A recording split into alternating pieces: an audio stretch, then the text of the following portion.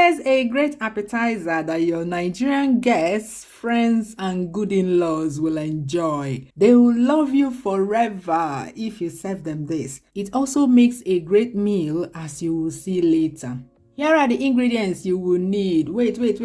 Don't be scared by the number of ingredients you see here. They're actually not a lot. Let me explain. I have 3 different kinds of meat here: liver, gizzards, and snail. You can use just one of these meats, but for variety, you can use these 3. Variety is especially good for when you're hosting a party with a lot more guests. But if it's just one family visiting, one type of meat is okay. Then pepper. There's this saying that if you want a Nigerian to enjoy a meal, just add a lot of spicy pepper. Is it true? Is it? Please always add hot peppers to your or your guest's taste at all times, because don't set your mouth on fire. You can see I also have these sweet peppers that are not spicy at all. I'll use them to achieve the quantity of the pepper sauce I want without the whole sauce being too spicy. That way, everyone can enjoy this yummy appetizer. Some people use only Habanero or Scotch bonnet peppers for these peppered appetizers, but not me. I am Nigerian, but I don't like that Carolina Reaper level of spicy food. Mbao. I'll be adding ginger and garlic, thyme, seasoning cubes, vegetable oil for frying the pepper, onions, some for steaming the meat, some for frying the peppers, and some for garnish. You'll see all that later. Yellow, green, and red bell peppers for garnish. So you see, not a lot of ingredients after all. Clean and prep all the vegetables. I deseeded the bell peppers and the sweet peppers. Then peel the onions, garlic, and ginger. This steam right here is for the pepper sauce. You can see the quantity of onions I'll be using for that. Next, we clean the meat. You may find that the sacks of the gizzards were not well peeled off, so do that and rinse very well. For the snails, these are the snails we brought back from Nigeria, by the way, and the slime has already been washed off before freezing. So what I need to do now is to make sure that they are well cleaned. You know, when I'm prepping these for travel, my focus is usually on washing off the slime and making sure the snails are frozen before travel. But just before cooking it, I would meticulously clean it again, clean off all that brown dirt. This one still has some slimy stuff on it. Yeah, a lot of work goes towards cleaning the snails very well.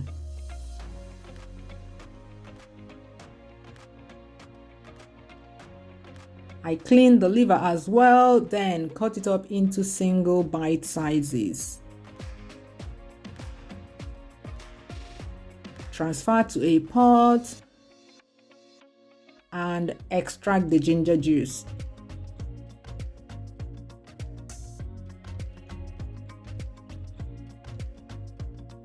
Add the gizzard to the pot of liver, add thyme, seasoning cubes, click the like button, thank you, and steam. All these meats can be cooked in one pot if you are using 3 of them. Unless some of your guests are allergic to some of them, like the snail, it's okay to cook them in one pot because they have similar cooking times. Can you see that movement of the liver and the gizzards as the heat gets to them? Very satisfying, isn't it?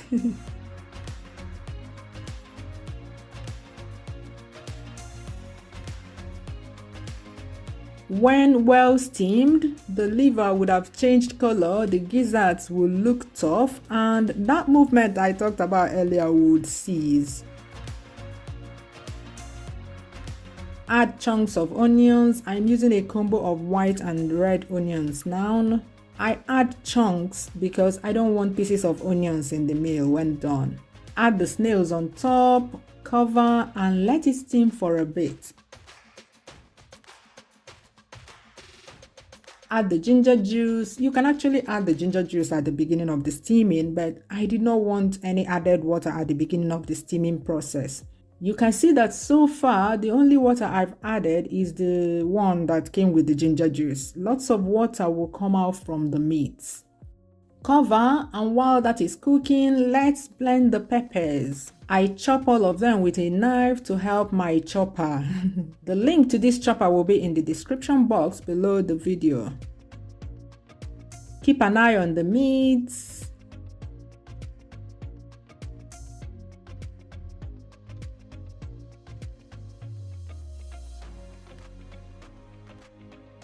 A chopper gives me better results for this than a blender. If you're using a blender, try not to add too much water and don't blend it all the way. In Nigeria, we say blend it half done. Pour that into a pot, transfer that to a stove and start cooking to boil it down. Back to the pot of meat, you can see that the water has boiled down. Keep cooking till all the water has dried up without burning. Snails cook in 20 minutes max. Don't let the crunchy texture deceive you. It will still be there even when the snail is cooked. Set that aside. Back to the pepper, back and forth. When it has boiled down with hardly any water in it, add some vegetable oil and start frying on low to medium heat, stirring it often so it does not burn. To speed up this frying, just make sure the pepper boils down as much as possible before you add the oil. It is well fried when you see some oil float to the surface. When happy, add that to the pot and mix very well. No need to add any more seasoning at this point because all the seasoning we used to boil the meat are still there. Yes, I often get questions like, Flo, why didn't you add seasoning cubes? I added seasoning cubes when steaming the meat and that's sufficient. If you want to add more than I did, that's more seasoning cubes than I did, it's better to add everything when steaming the meat. At this point, I just taste for salt and add some if necessary. Cover and steam that for a bit so that all the flavors will combine very well. And it's ready to serve. You can see how I cut up the onions and the bell peppers. With a toothpick, I pick up one piece of vegetable. You can pick up 2 or 3 if you want. Then pick up a piece of meat and place in the plate. At this point, you can separate the different kinds of meat. You can put the gizzards in a separate plate, snails in one plate, and liver in one plate. Look at that! To get a main meal out of that, you can serve this one with boiled white rice, boiled white yam, potatoes, pumpkin, steamed cauliflower, any staple you enjoy. Will you try this? Will you? Let me know in the comments. Click the video on the left to watch other Nigerian appetizers. Bye bye, see you soon.